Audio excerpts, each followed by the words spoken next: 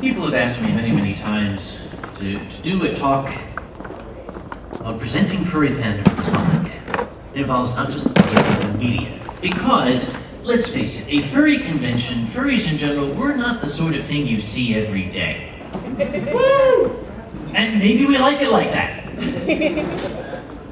However, furry fandom, as most of us know, has suffered its share of a little bit of unpleasant publicity in the past. A lot of that came from people who did not realize that in the course of having fun, in the course of entertaining themselves, they were putting forth an image that really was not representative of everybody in the fandom. These sorts of people I would very much like to tar and feather, but that's been outlawed in this country. Except in Arkansas. But we're not in Arkansas. It usually comes about in the form of a well-dressed person in a hotel wandering by with a look on his face like this.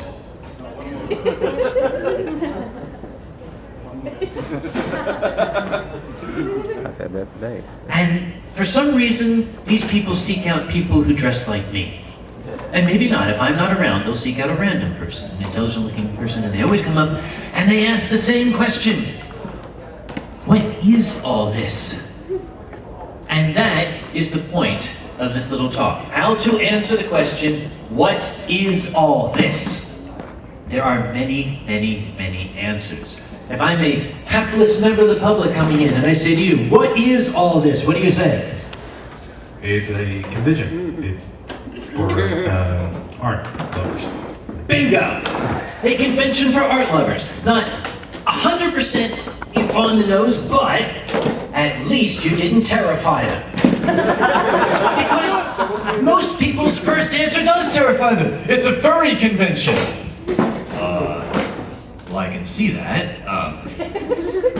If somebody asks you, what is all this?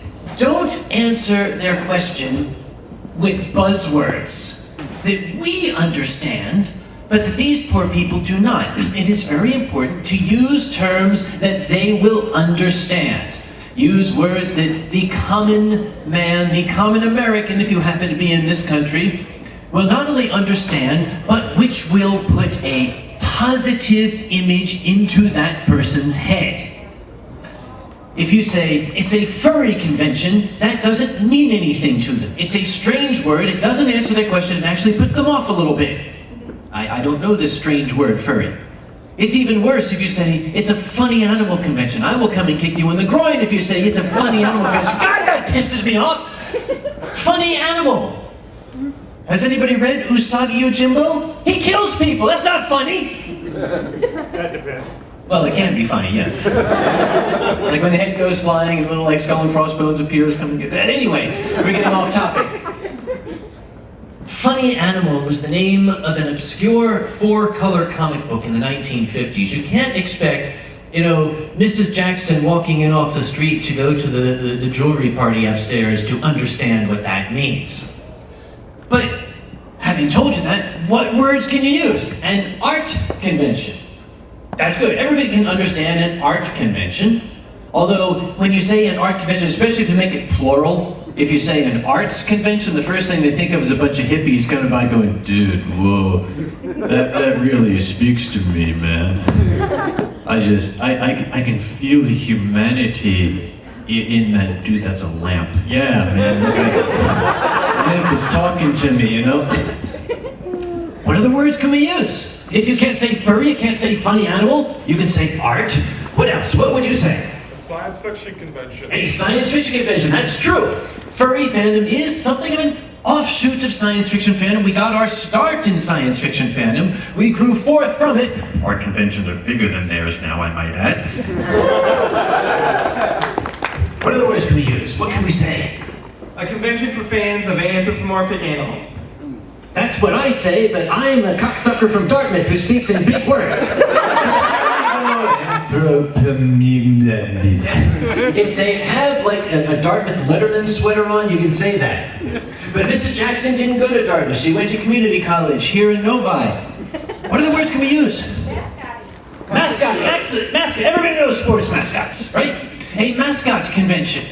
They'll understand that. What about cartoon? That's my favorite word. Cartoon animals. It's a cartoon convention. Everybody likes cartoons. Everybody understands cartoons. I would dare say that throughout the world, if you showed pictures of Daffy Duck and Goofy and Roger Rabbit to any child, the child would either recognize them or at least have a positive reaction to them. Aren't they cute? Pardon me, everybody understands cartoons. That's a good, simple, positive word to use. So you say, it's a cartoon convention, and Mrs. Jackson goes, oh, how cute. And then hopefully, this will come wandering by, and you can say, see, this is kind of what we're all about. God help you if what comes by is the unicorn with the leather and the dildos hanging off. That gets a little difficult to explain. Don't laugh, I've had that happen to me. It's like, eh. That must be that guy from the college fraternity at the other convention that's here. It's called Thinking on Your Feet. Start dancing. There is, in this society, if I can use that term, in which we live, a rather new notion that cartoon animals, stuffed animals, costumes, are the realm of children. That it is somehow infantile for an adult to like cartoon animals, to still have a collection of stuffed animals, to walk around in an animal suit. I've made it my personal mission to try to convince them this is not the case. And if the conversation ensues, I can remind them that, well, the Warner Brothers cartoons originally were never meant for children. I mean, let's face it, there are some pieces of commentary in there, some little caricatures, some little social pokes that even today you need an advanced degree to understand. They were very timely. One of my favorites, I just brought this up recently on my live journal. Does anybody remember a little short with Daffy Duck, Foghorn Leghorn, and the dog, where of course the dog and Foghorn Leghorn are constantly at each other's throats trying to pull tricks on each other, and Daffy Duck comes in and starts selling gag kits. First to Leghorn, then to the dog, then to Leghorn, then to the dog. And he screws up when he sells both of them at the same time, the Pipe Full of Fun kit number 7. Complete with instructions, $23.50. That's funny today. It's going to be funny for the rest of eternity. But for some people in the 1950s when this was made, it was not funny. Because this came out about the time that it was becoming public knowledge that the United States was dealing arms to both sides of the various wars in the Middle East and South America. Gee, where do you think the animators got the idea from?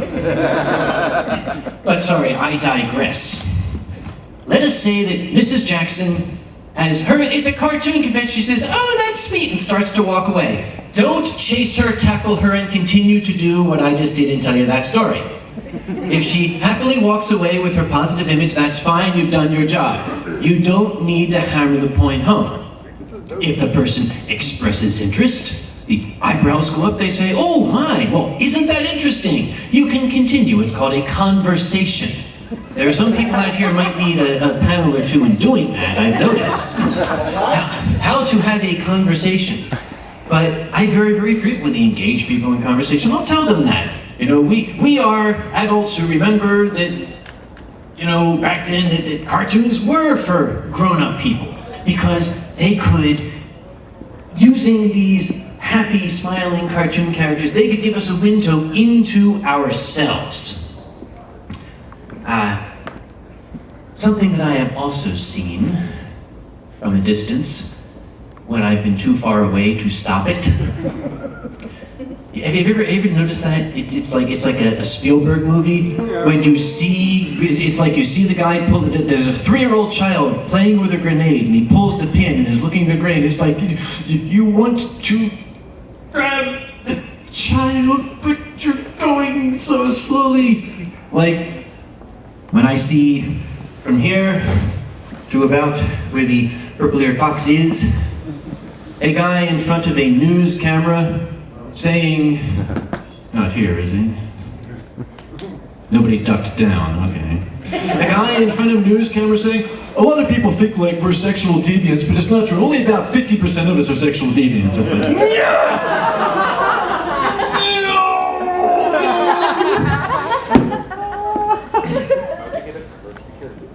because we have suffered in the past some misconceptions, we've had some stereotypes applied to us. Some cases they might be true. If they are, we still don't talk about them. You know, I've got Irish heritage. There's some stereotypes about the Irish that I don't generally talk about, unless it's at the bar and I'm full of wine, in which case I talk freely about them. However, furries have become a sensitive lot because of that. We're very, very sensitive to that sort of thing. We're terrified that someone may get the wrong impression. And so we're kind of quick on the trigger that when somebody says, what's this all about? We say, we're not perverts! Honestly, we don't screw with the persons! You're laughing, but people do that. They instantly have this panicked assumption that, oh my God, I have to defend the fandom because this person may have seen that dreadful CSI episode. Maybe the person hasn't seen the CSI episode. They're gonna go see it now. Thank you very much.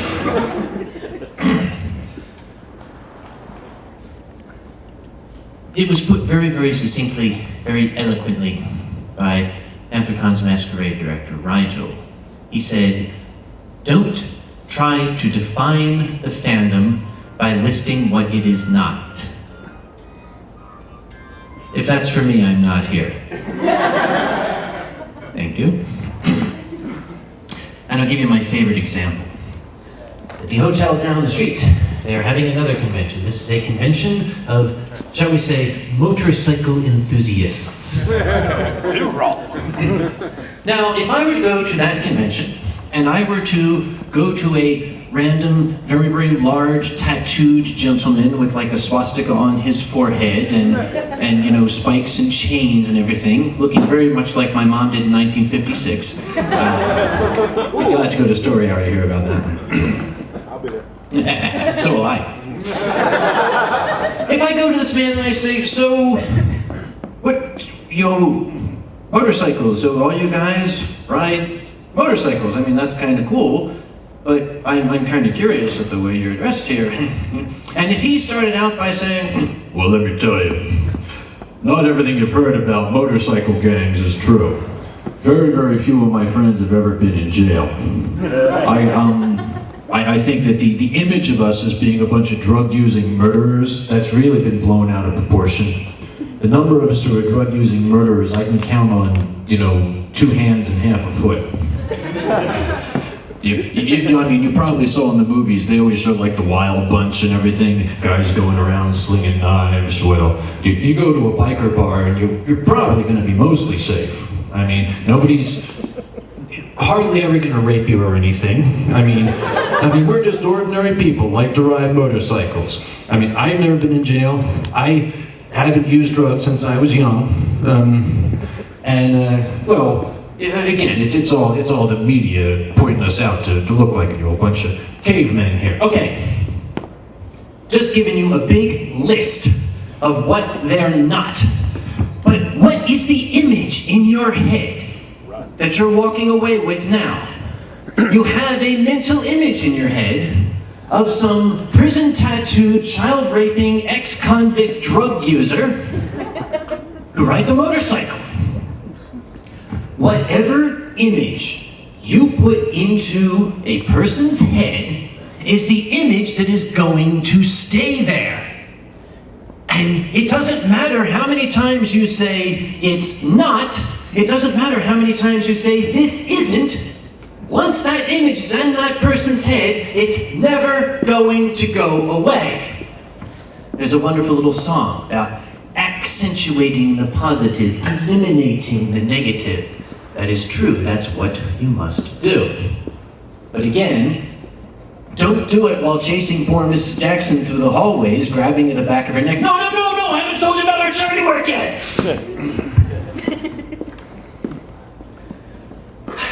Up to this point, are there any questions? Yes. Yes. I was going to say, I was going to hit you on that point. You're gonna hit me. Come up here and try it, son. What's up? On the point. I won't take this over those. Do that. A lot of people are a bit more sophisticated, so when they ask me about the perverts and that, I say, well, yeah, they're in the fandom, but no more than any other group of Americans or no more than any other group of humans. But to say that it doesn't exist, people catch you on that immediately, and then stuff gets worse. The gentleman raises an excellent point. Okay, don't put any negative images in the person's head. What do you do if the negative image is already in the person's head? What if they bring up CSI? What if they say, so is this, a sex party sort of thing? There are several ways to answer it. Almost all of them are wrong. I mentioned thinking on your feet. If you have to rehearse your answers ahead of time, do it. But the worst thing you can do is say, that's called yes. If you say, I don't want to talk about that, that's called yes. If you say, not me, that's called me. How do you handle that? There are many ways. I can give you the ways I handle it. And if it works for you, great. If you can find a way that works elsewise, tell me, I'll add it to my repertoire. I'm a comic by nature. Turn it into a joke. Make them laugh about it. Make them believe that it is something silly, this image. When people come and say, what about CSI? I burst out laughing and I say, we thought that was the funniest episode of CSI ever. We were rolling on the floor. The only thing funnier is that people actually believed it. I look at these people and I say, dude, excuse me, that's a TV show. It's not the news. My coworkers, the day after that CSI episode aired, kept coming to my door, always the same way. I was watching CSI last night. I wouldn't turn around, do it for my computer. Oh, here it comes. And they'd say, is that the kind of thing you do at your convention? At which point I'd roll my eyes, I'd turn around in my chair, it squeaks.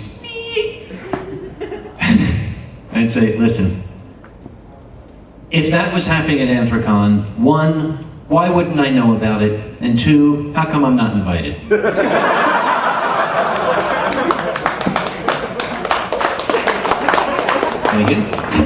But it's a joke. It derails them, it disarms them. No denial! I never denied anything, did I? And I'm not about to.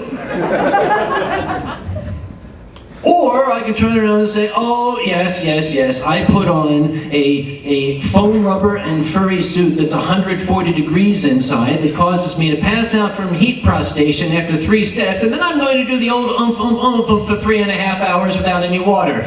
Right. My dad taught me the best way to lie is to tell the truth in a way nobody believes you.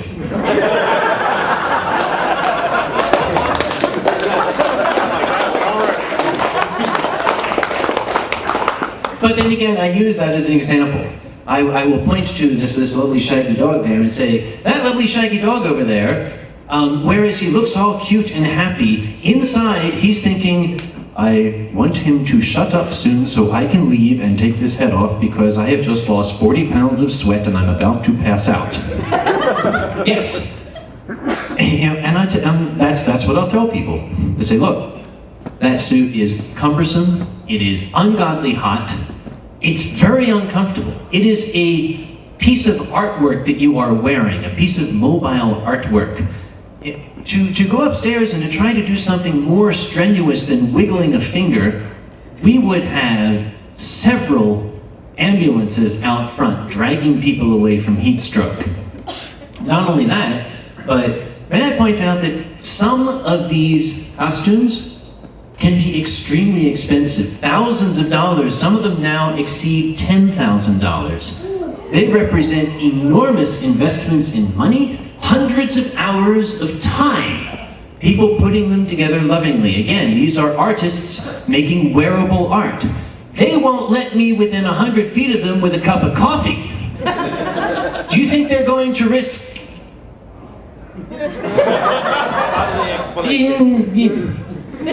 Yeah.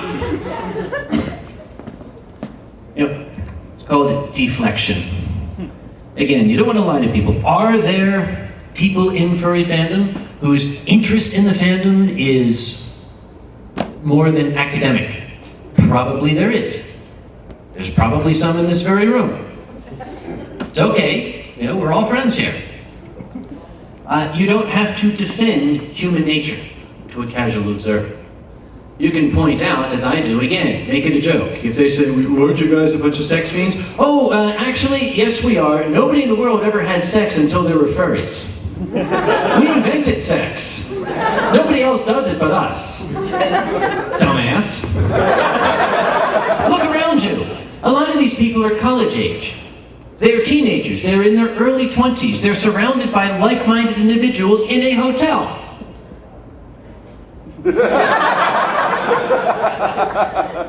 Is it because they are furry? No. Is it because they are young and their hormones are raging out of their bodies so that their skin actually stretches? Yes! Be truthful. Be to the point. People will get the idea. Any other question? Yes, sir. Yeah, I was wondering Oh, thank you. I I'm was old. wondering what you thought of the. How about we turn the microphone on? It works better. I was wondering what you thought of the 1,000 Ways to Die episode. Oh my God. Fill us I thought in. it was one of the funniest things I ever saw. And I did. And again, quite honestly, I watched that and I said, oh God. Okay, if anybody wants to take this seriously, I don't need to worry about what he thinks of me. Right? Consider the source. You know, to these people it's a gag, it's a joke. It might as well be a gag and a joke to us too. Never happened. You know, it's an urban legend. It's entertainment. Have you ever gone to a sports game, either football, baseball, you know, or what are those other things people play? Hockey, those things there. Now, you look at the stands. Now, there are people out there who will walk by the hotel, they'll see that lovely blue fox walk by and they'll go, man, that's really weird. There's no way I'm going anywhere near that. There's weird rays coming off there. These people are totally insane. He's going to keep going, you know, he'll even bless himself. I got to go make an offering to church. I feel dirty going by that hotel. That same man's going to make his offering at church. He's then going to go to the stadium. He's going to paint himself blue, stripped down to a jockstrap, stand in the audience going,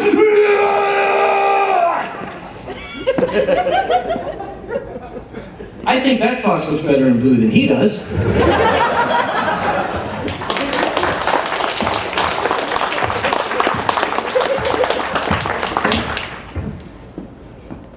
There is nothing in the world more heartbreaking, more disappointing, more depressing to me than to be called a weirdo by a guy wearing a Jedi robe.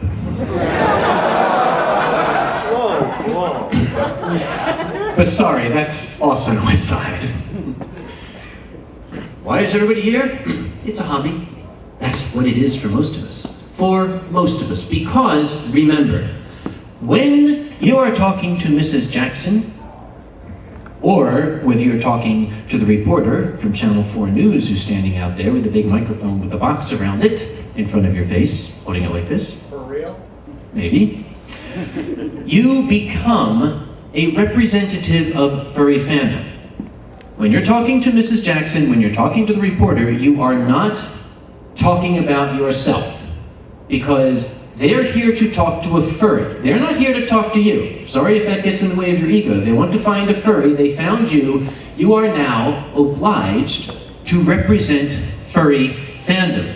If you're going to represent Furry Fandom, at least be a little sensitive to the rest of us.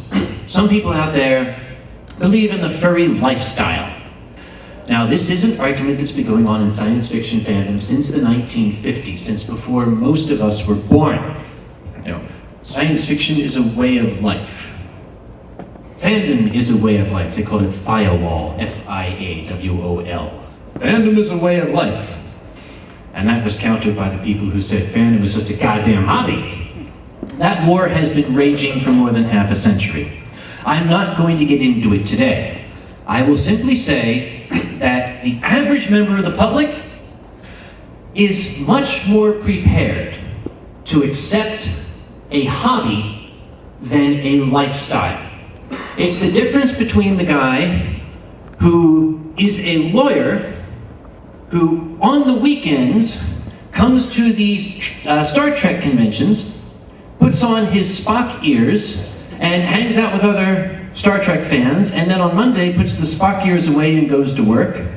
And the lawyer who wears the full Star Trek officer's uniform to court and delivers all of his arguments, and at the end says, "Live long and prosper." I'm sorry, that's lifestyle.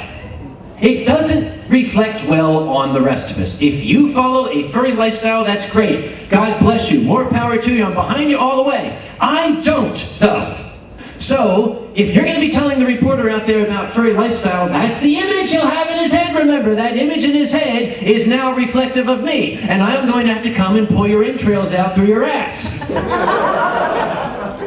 Which will happen if you're still sitting on the toilet upstairs when you flush it. Warning, be careful of that. I think I lost a few brain cells in that thing. Terrified of it. I haven't flushed it now in 3 days. Sorry, I'm getting off on another tangent again. I spoke about the media. The media, it might be very, very easy to portray the media as a slavering pack of jackals trying to rend the flesh from your body. Well, it's easy, yes, because that's what they are. For the most part. There's a badge under your seat, just don't lose it there. Is that a badge? Okay, sorry. The con chair thing. Oop, lost some touch. When people put furries on TV, what they want is for people to turn the TV on and watch their station. The more people watch their station, the more money they make. The more money they make, the happier they are. The happier they are, the more they can indulge in their own hobbies on the weekends, which we're not going to get into. Maybe they like to collect stamps. And we are not going to speculate as to what they're licking in their hotel rooms. But anyway, yeah, it took you a minute on that one, didn't it? We are constantly under the eye of the media because we are interesting. We are something out of the ordinary. We are something that the average person on the street is going to do a double take and pay attention to. They pay attention to us, the media wants a piece of it. When the media shows up, they will all have different agendas. The local news media, in general, is looking for local color. Here in our very town, we have a fox with purple ears bouncing down the street. That's something you don't see every day. That's enough to get the local person to watch the news, and they're happy with that. Plus, this news generally shows up at prime time, and they really don't want to get into other details that might be offensive to their to their viewers. Consider the source. Channel 4 is probably going to be more or less safe to talk to. Comedy Central, on the other hand, or G4, the Man Show, is not. Because they make their money from getting people to feel shocked. It's not enough just to be unusual. They've got to grab the audience and shake the audience violently like an infant in the hands of a drug user. That was the first metaphor I could think of. And it's kind of a good one. I get a warm feeling with that image in my head. That's another digression. I'm going to try to stay away from those. They want to shock people. They're looking for the story. And if they can't get it, they will do what any good journalist will do. They'll make it up. Which is what a man by the name of Rick Castro did back several years ago when he made this MTV special. Wasn't that dramatic? I can't wait to see that on YouTube. It's going to go viral. This gentleman, Mr. Castro, was trying to find the seamy, dreadful, horrible underbelly of furry fandom. And he couldn't. So he paid some poor schlub to go to a furry convention and say what he wanted him to say on camera, and then made the MTV special, what was that called? True Life. Sex 2K, Sex 2K show. There was another man who came shortly after that. His name was George Gurley. I feel for him because I really think he suffered in high school. Look, it's Gurley. He showed up at a convention in the Midwest. I won't name which one. But he showed up at this convention in the Midwest in the year 2000. And he did the same thing. He was trying his damnedest to find somebody who would say something naughty to him. And nobody would. So he made it up. There's some wonderful quotations in there. He quoted to the Ranting Griffin, saying things, what was the line that he had? The Griffin, he said, and the Griffin said, I can't wait every night to get home to my hot Griffiness chick. That's not the two I know. I'm sorry, I just can't see him saying that in a million years. Even if you attached electrodes to his genitals, you couldn't get him to say that. But this was not Channel 4 News, this was not news, this was entertainment. This went into Vanity Fair. Most of us do not have to deal with these things directly because we tend to get together at conventions. The people who run conventions try to take care of these things for you. We all have policies regarding the media. Some folks are still sticking to the absolutely no media whatsoever. That policy is something I encourage people to drop because nothing gets the attention of the media more than to tell them, you can't come in here, I don't want you to see it. It goes back to Adam and Eve. Tell them they can't have it and they'll want it. So what we do is we try very hard to pick and choose the media that we want to come in. We want to have the media who we have screened, we have looked at their backgrounds, we are fairly sure that they are going to do a good job on us. If you are at a convention and a guy with the big microphone with the box around it and the number 4 on it, and a guy behind it with the giant camera the size of this room, pointing in your face, comes up and there's lights all over you and he's saying, so, tell me what all this is, tell me. If there is not a member of the staff standing there, you're probably going to be in a lot of trouble if you open your mouth because this guy obviously doesn't belong there. He's not supposed to be there. If you walk out of the hotel and they're standing on the sidewalk, there's a reason they're standing out on the sidewalk. Because the concierge didn't want them in. Please remember that. What do you do when that microphone is shoved in your face? How do you respond? Remember what I said? No comment means yes. I don't want to talk to you means yes. I don't do those sorts of things means I do. Every night. With my hot Griffiness chick. The best thing to do is tell them, I'm not really the guy to talk to, but let me get you somebody who can give you all the answers you need. And look for somebody with a black beret and a sneer on his face. All you have to do is go up to a member of the Dorsai and say, reporter. Oh, it's funny. Just watch the transformation come over. They'll hunch over. These horns come out of the backs of their heads. Teeth come out.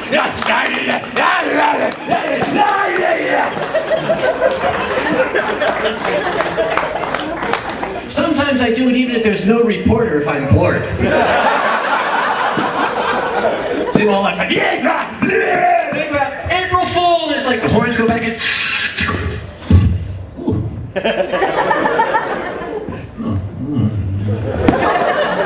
They're so cute that way. If you have your face on camera, don't panic. People panic. When you panic, you start to blurt things out. You're not thinking about what you're saying. There is absolutely nothing wrong. And I actually learned this from an FBI agent. He was being interviewed in front of me for some dreadful, horrible crime that had happened. Every time the reporter asked him a question, he would sit there, silent, for about 4 to 5 seconds. And then he would answer the question. That's a good thing to learn. That was brilliant.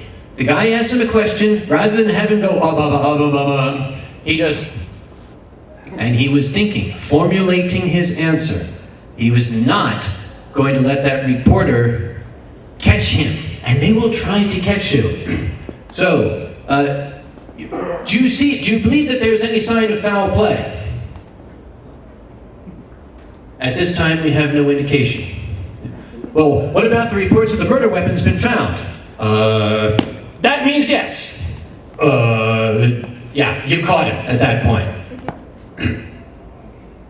I've not seen those reports. I would need to investigate with my superiors. Brilliant guy. Shortly after that, I took a course in dealing with the media. I have formal training in media relations. Boy, the things that they will try to do. You only want to give them the answers to their questions. They will try to get you to volunteer information. By the way, do you know what time it is? It's 22. No! Do you know what time it is? Yes, is the answer to the question. But you went and offered me the information without my specifically asking for it. Okay, that's a dirty trick.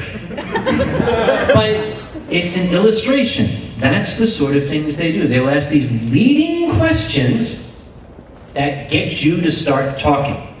Once you start talking and the brain shuts down and the mouth is still going, he's got you. And what's going to happen is you're going to show up on TV and the rest of Furry Fandom is going to start glowering at that picture, and the next thing you know, you're going to be sitting all by yourself in the corner of the zoo with this big open circle around you. Don't let that happen. We're all friends here, we want to stay that way. I started to mention earlier some of the more colorful television programs out there.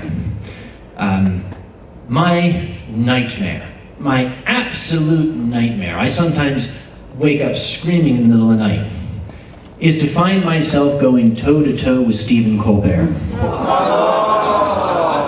Okay, I'm good.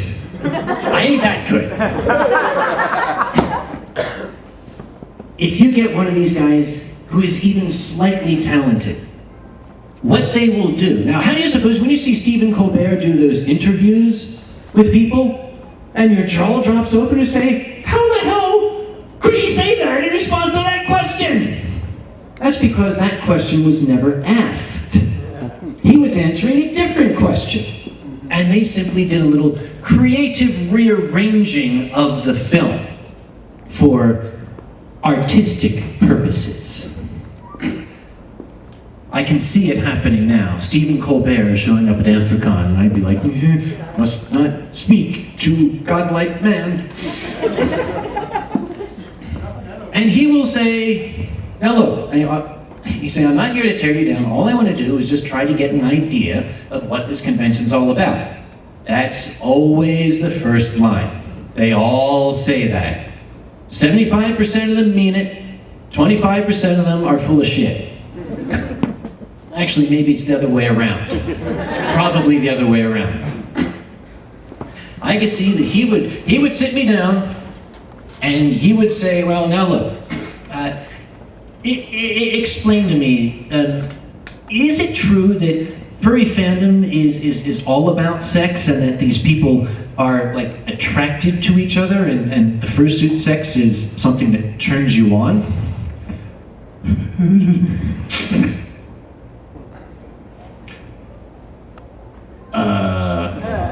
That means yes. But if I'm having a good day, and I can try to, deflect that a little bit, well, remember, Stephen, Mr. Colbert, God, sir, that these are all young people. I mean, anywhere you get young people together, there's probably going to be some people making new relationships. Let's face it, we are human beings. Human beings are an animal. We are a creature with sensual feelings. It's not because we're furries. It's not because people are science fiction fans or reporters or politicians. People get together and they enjoy one another's company physically.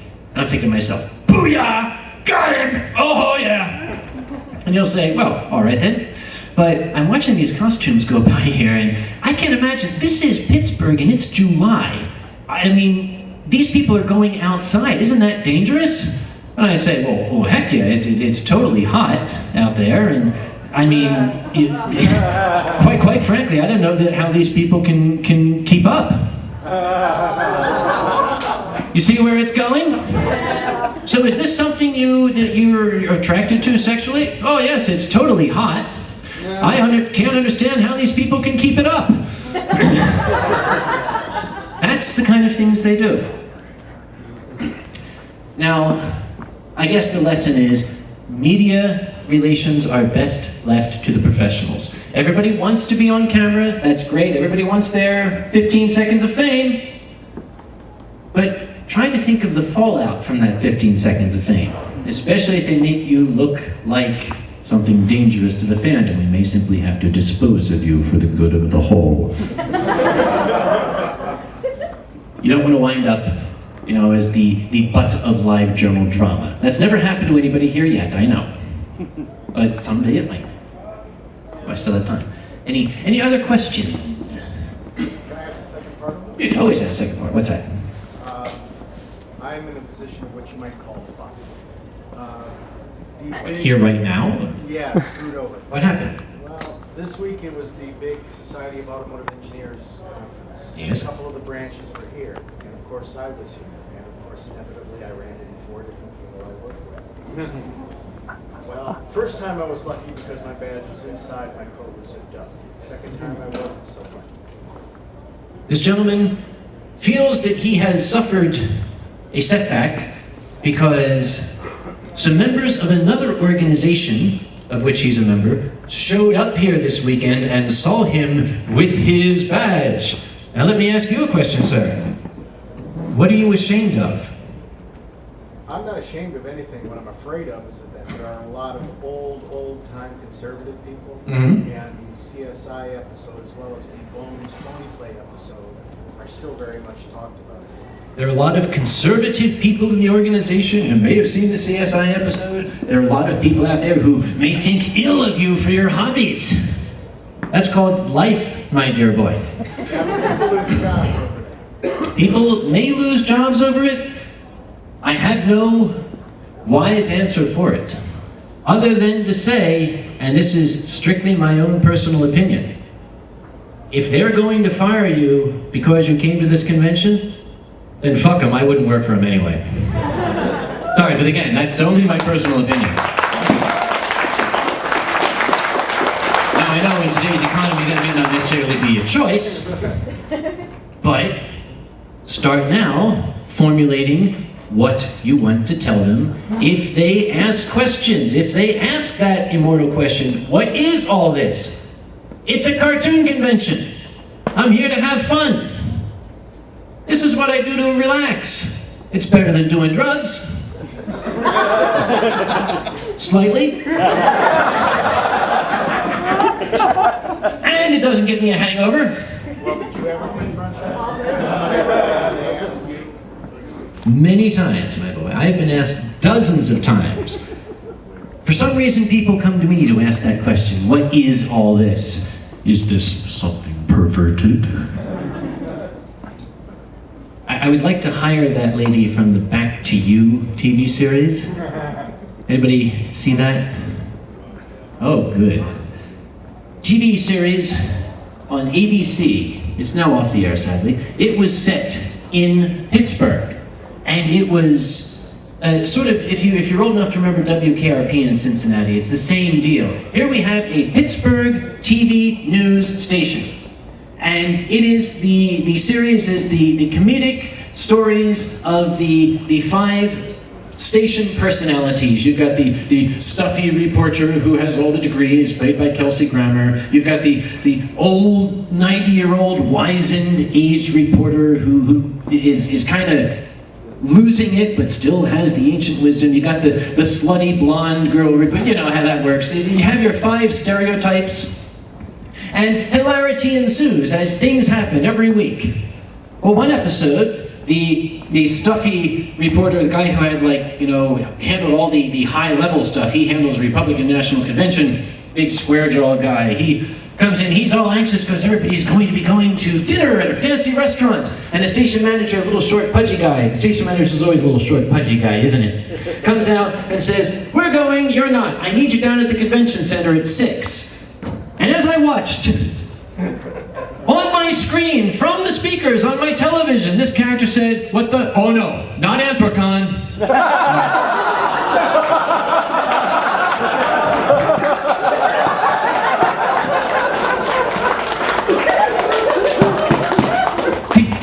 Did he just? And Kelsey Grammer comes on and says, "What's Anthrocon?" Kelsey Grammer said Anthrocon.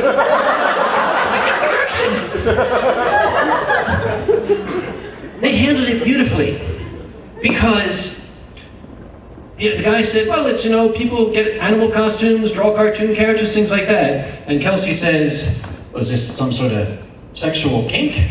And the station manager says, "Well, they say it's not." That's the best way, really. But then, it's a comedy show. They say it's not. And the slutty reporter comes up and says, "You mean they dress up in animal costumes and then don't have sex? These people are so depraved."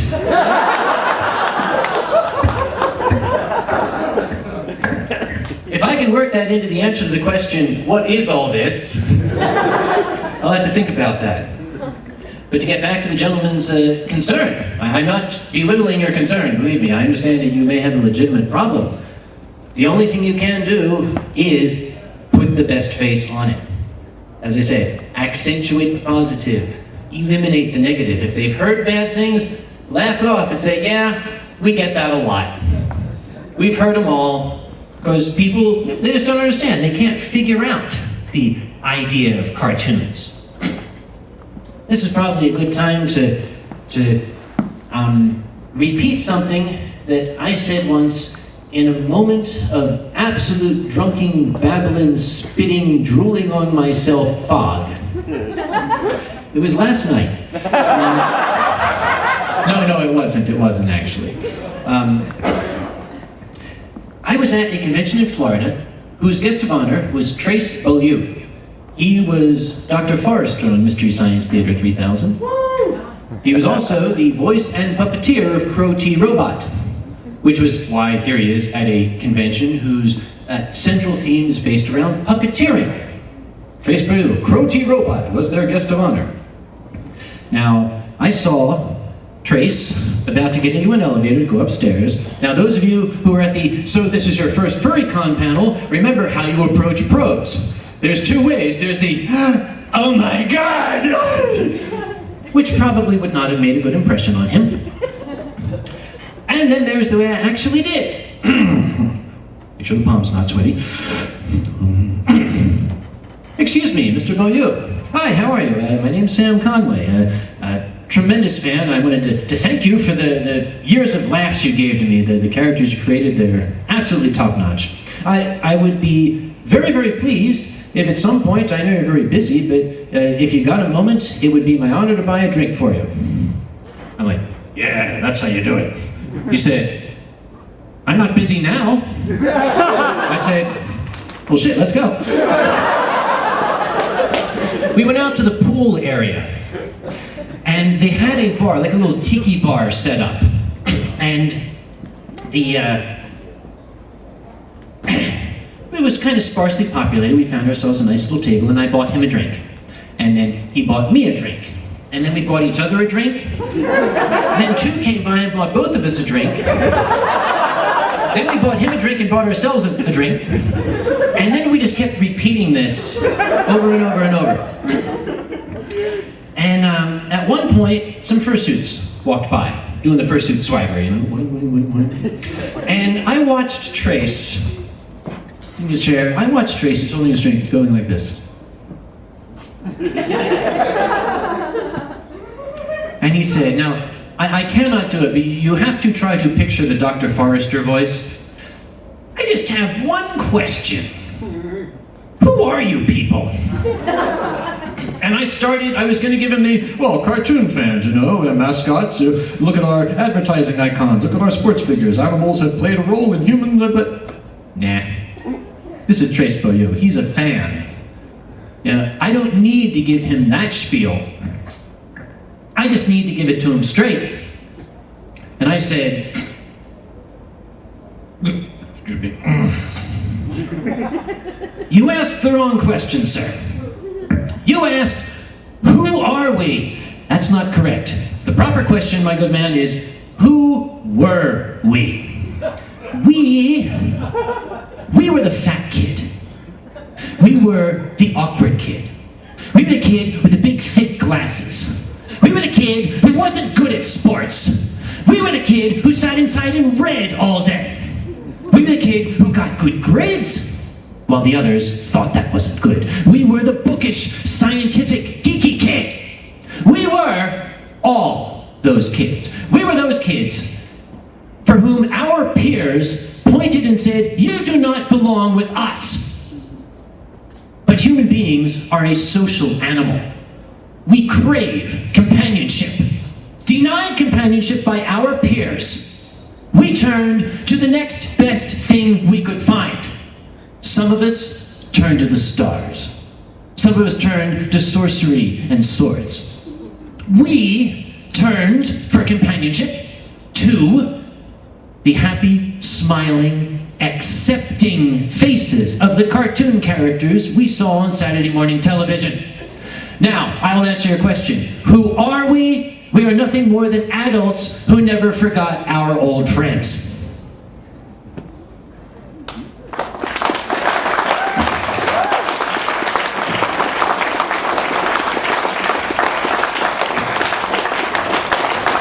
And Trace said, that's fucking beautiful, man. I said, it is, I gotta write that down. And I did. It's somewhere in my house on the back of a receipt for like 25 glasses of wine. Well, my time is up. It's necessary to vacate the stage. I hope, if nothing else, I have given you some food for thought and enough pearls of wisdom that you can answer that question. What is all this? Use simple terms. Terms people can understand. Use positive imagery. Don't even bring up the negative imagery. If they bring up the negative imagery, downplay it, replace it with positive imagery. If you can do that, you will be an excellent spokesperson for Furry Fandom. And thank you all very much for listening.